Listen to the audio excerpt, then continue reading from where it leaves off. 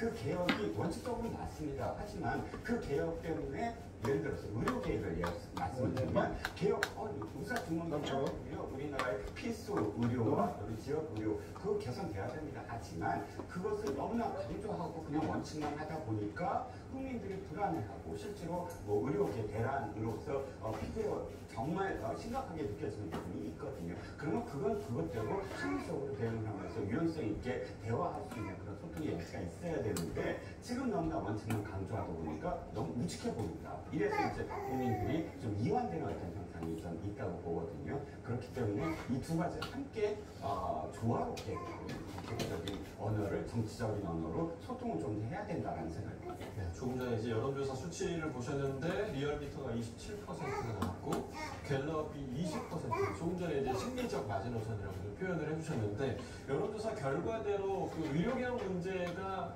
가장 큰 원인이라고 교수님도 좀 생각하십니까?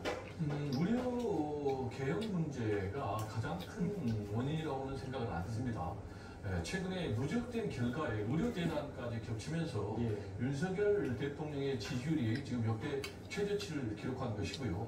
특히 이제 갤럽 그리고 리얼미터는 우리나라의 대표적인 여론조사 기관입니다. 근데 이 두 개의 여론조사에서 공이 윤석열 대통령의 지지율이 역대 최저치를 기록했다라는 것은 민심의 현주소를 한마디로 얘기해 주는 것이니까 지금 민심의 바다에 빨간등이 켜졌다라는 것을 윤석열 대통령이 인정을 해야 돼요. 그런데 윤석열 대통령의 지지율이 지금 왜 계속해서 집권 이후 뭐 20%대 또는 뭐 30% 초반을 벗어나지 못하고 있다가 지금 20%까지 무너질 위기에 와 있느냐? 라는 것과 관련해서 제가 볼 때는 이제 크게 세 가지를 얘기할 수가 있겠는데요. 하나는 국정운영 반식입니다. 그리고 두 번째는 성과입니다. 그리고 세 번째는 도덕성입니다. 근데 국정운영 방식과 관련해서는 부정평가 이유를 보면은 다 지금 소통의 문제를 얘기하고 있어요. 일방적이다, 독단적이다. 그러면 국정운영의 방식을 바꿔야 되는 거예요. 지금 그리고 대결적 국정운영을 계속 하고 있거든요. 그 결과 보수 지지층이 결집된 것이 아니라 보수 지지층이 오히려 이탈하는 그런 현상이 벌어지고 있기 때문에 대결적인 그런 국정운영, 또 일방적인 국정운영 방식을 바꿔야 되고요. 그리고 지금 그러다 보니까 국정운영에 대한 성과가 없거든요. 그러니까 한마디로 국민 입장에서 보면 무능하다는 거예요. 지금 대표적인 무능의 사례가 지금 의료대란 문제거든요. 그러면 이런 개혁의 문제는 어떻게 해야 되느냐? 극단적인 요소야대 상황에서는 그런 과정에 도움 없이는 불가능하거든요. 그러니까 협치를 해야 되는 거예요.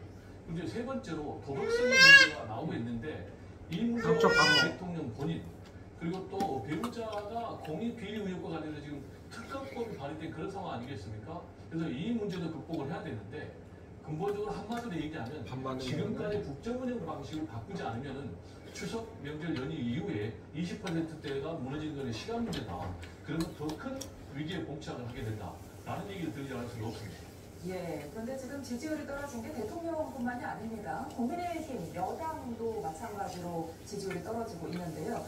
한동훈가 출범한 지 이제 갓 50일이 넘었어요. 이유는 뭐라고 보십니까?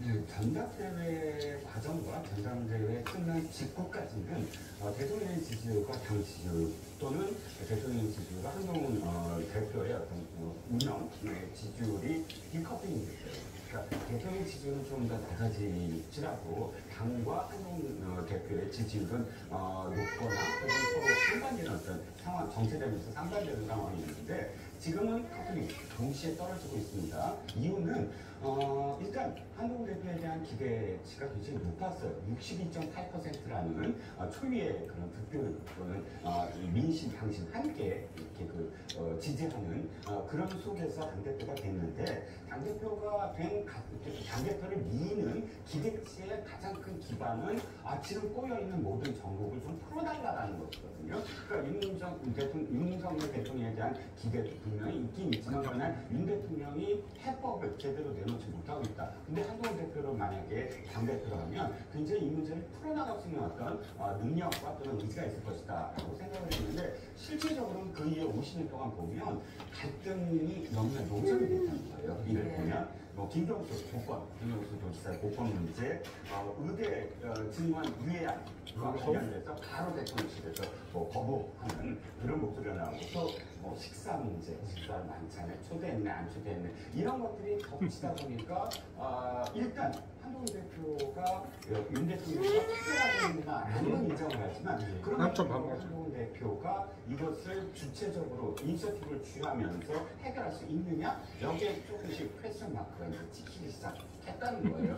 물론 이제 한동훈 대표는 아마 아이도 먹고 싶어? 의료 대한 문제를 내가 해결하면 이 모든 문제에서 내가 주도권을 가질 수 있겠다라는 생각으로 지금 접근을 하고 있는데 어쨌든 지금 50일의 가장 큰 문제는 한동훈 대표의 어떤 의지가 결과로 나와야 된다. 예, 방금 말씀하신 그 의료대란 문제, 그러니까 여야 의정 협의체를 추석 전에 이제 출범시켰다라는 의지가 굉장히 강했지만 실패를 했고 지금 연휴를 이용해서 의료계와 지금 1대1 만남을 계속하고 있다라는 보도를 전해드렸는데 좀 효과가 있을 걸로 보십니까? 일단 의료계하고 1대1로 만나고 있는지도 잘 모르겠어요. 지금 추석 명절 연휴인데 의료계에서 기본적으로 여건에 대해서 부정적인 평가를 하고 있는 그런 상황인데 제가 볼 때 한동훈 대표가 의료계 지도자들을 추석 명절 연휴에 얼마나 만나는지 좀 궁금하고요. 일단은 여야 의정협의체로 뭔가 승부수를 내겠다라는 것이 이제 한동훈 대표의 보관이었는데